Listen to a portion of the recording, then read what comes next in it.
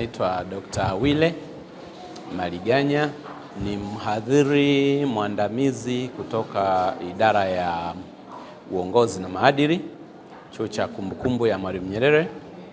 Uhusiano huu kwa kweli unaashiria mambo mengi. Kwanza tukumbuke kwamba Urusi ndio nchi mojawapo ambazo zilisaidia sana wakati wa kupigania uhuru wa nchi zetu.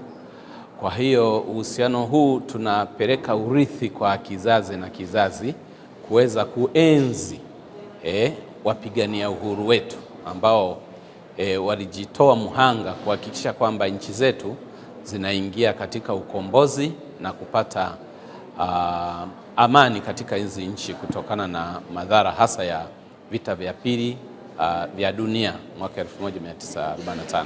Kikubwa ninachokiona ni ile hali ya utaifa na uzalendo, kwa maana ya kwamba wenzetu wanazingatia sana haya mambo, na ukiangalia pia katika muktadha wetu wa Tanzania tunajitahidi katika swala zima la uzalendo katika nchi zetu, na kwa sasa hivi tuko katika zama za teknolojia.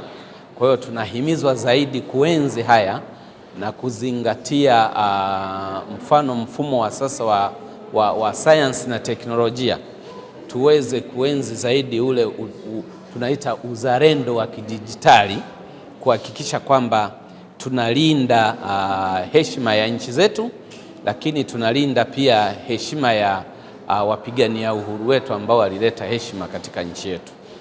Vijana wetu wengi hawajaweza kuelewa vizuri, na hivyo wanatakiwa kuzingatia ili kuhakikisha kwamba tunalinda taswira ya nchi yetu pamoja na kutangaza maendeleo katika nchi yetu. Tunao utalii pia katika nchi hizi, tuweze kufanya integration na mataifa mengine ili kuweza kupaisha uchumi wa nchi zetu hizi na kuweza kuliletea heshima taifa letu.